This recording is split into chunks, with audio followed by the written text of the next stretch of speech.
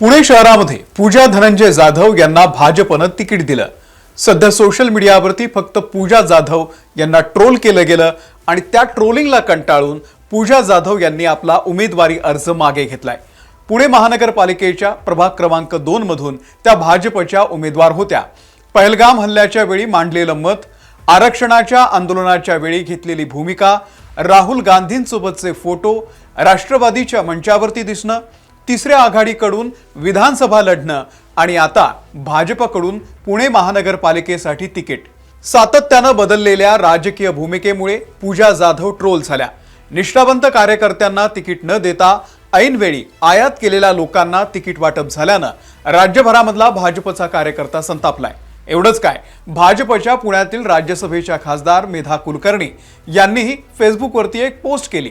निष्ठावान कार्यकर्त्यांना उद्देशून खासदार मेधा कुलकर्णी लिहितात, कुछ कह गए, कुछ सह गए, कुछ कहते कहते रह गए।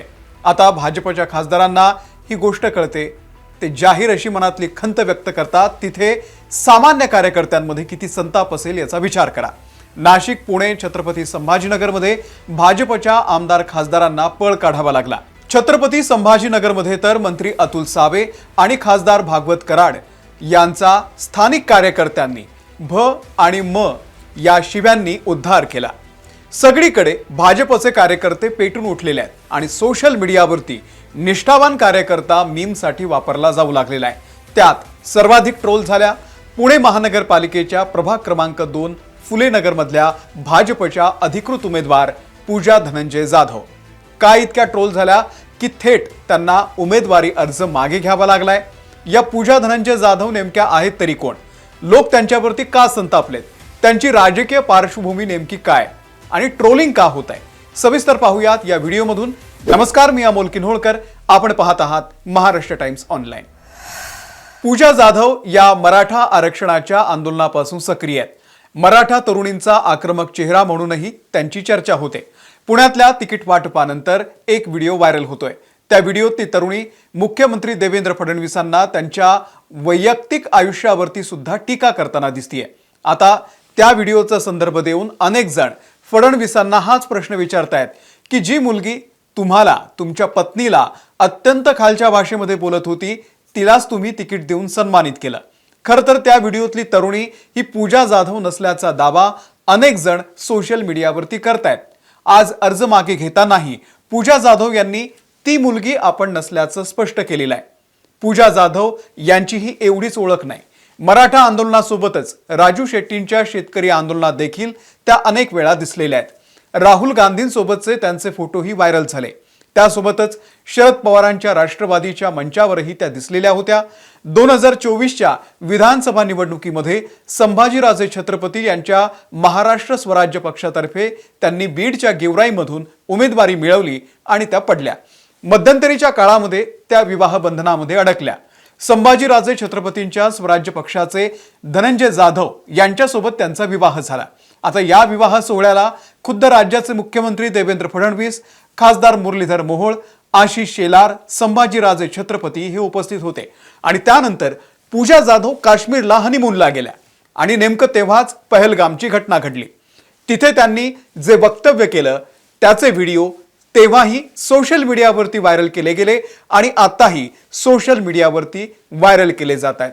पुणे महानगरपालिकेसाठी पूजा जाधव आणि त्यांचे पती धनंजय जाधव यांनी या आधीपासूनच तयारी केल्याचं बोललं जात होतं। पुण्यातल्या धानोरी भागामध्ये धनंजय जाधव फाउंडेशननं आखाडाच्या शेवटच्या रविवारी म्हणजे गटारीला 20 जुलै 2025 रोजी तब्बल 5000 किलो मोफत चिकन वाटप करून एक अनोखं कॅम्पेन राबवलं। राज्यभरामध्ये याची चर्चा झाली।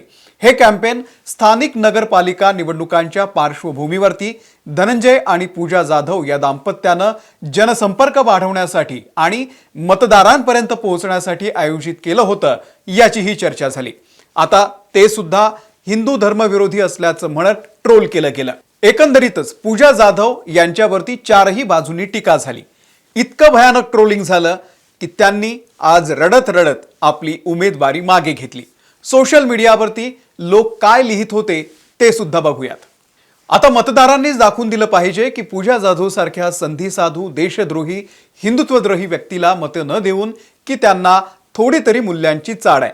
पूजा जाधव निवडून आली तर मी म्हणेन की मतदार मूल्यांची चाड न ठेवणार आहे आणि म्हणूनच राजकीय पक्ष इतक्या निर्लज्जपणे पहलगाम हल्ल्यावरती प्रश्न उठवणाऱ्या संधी साधू व्यक्तीला तिकीट देऊ शकतात। दुसऱ्या एका व्यक्तीने लिहिलंय की भाजप कारण नसताना विरोधकांना तसंच समर्थकांनाही बुचकळ्यात टाकतंय। काहीच कारण नाही पूजा जाधव यांना उमेदवारी देण्याचं।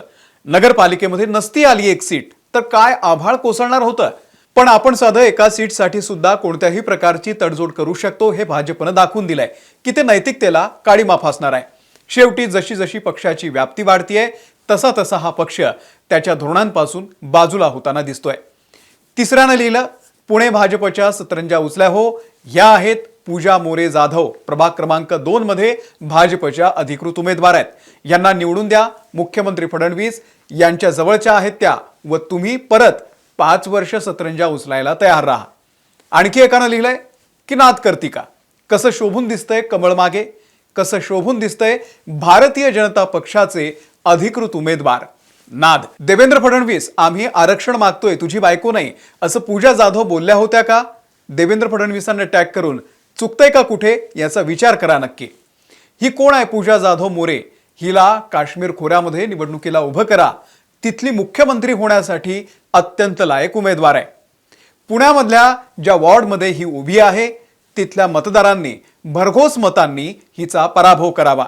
आणखी एकानं लिहिलंय की देवेंद्र फडणवीस आम्ही आरक्षण मागतोय तुझी बायको नाही असं बोलणाऱ्या पूजा जाधवला भाजपनंच नगरसेवकाचं तिकीट दिलंय। या आणि अशा शेकडो पोस्टचा कमेंट्सचा पाऊस सध्या सोशल मीडियावरती पडला। थेट मोदींपासून अमित शहा, देवेंद्र फडणवीस, पुण्याचे खासदार मुरलीधर मोहोळ यांच्यावरही टीका होऊ लागली। लोक त्यांना टॅग करू लागले। एकनिष्ठ जुन्या कार्यकर्त्यांना डावलून नवख्यांना आणि भाजप पक्षाच्या विचाराविरोधी लोकांना उमेदवारी का दिली हा सवाल विचारला जाऊ लागला आणि त्यामुळे या सगळ्यानंतर पूजा धनंजय जाधव यांनी आपला उमेदवारी अर्ज मागे घेतलाय। पहलगाम आणि हिंदुत्वाबद्दलची माझी तेव्हाची प्रतिक्रिया ही लगेच आली होती आणि ती चुकीची होती हे सुद्धा पूजा जाधव यांनी आज मान्य केलं आणि देवेंद्र फडणवीसांवरती टीका करणारी ती मी नव्हेच हे सुद्धा स्पष्ट केलं। पण शेवटी सोशल मीडियावरच्या 2 दिवसाच्या ट्रोलिंग नंतर अखेर पूजा धनंजय जाधव यांना उमेदवारी मागे घ्यावी लागली हे खरंय। तुम्हाला याबद्दल नेमकं काय वाटतंय? कार्यकर्त्यांच्या भावना योग्य होत्या का? होत असलेलं ट्रोलिंग बरोबर होतं का? पूजा जाधव यांनी अर्ज मागे घेणं ही भाजपवरती ओढवलेली नामुष्की आहे का? व्यक्त व्हा, कमेंट करा। या व्हिडिओमध्ये इथेच थांबतोय। धन्यवाद।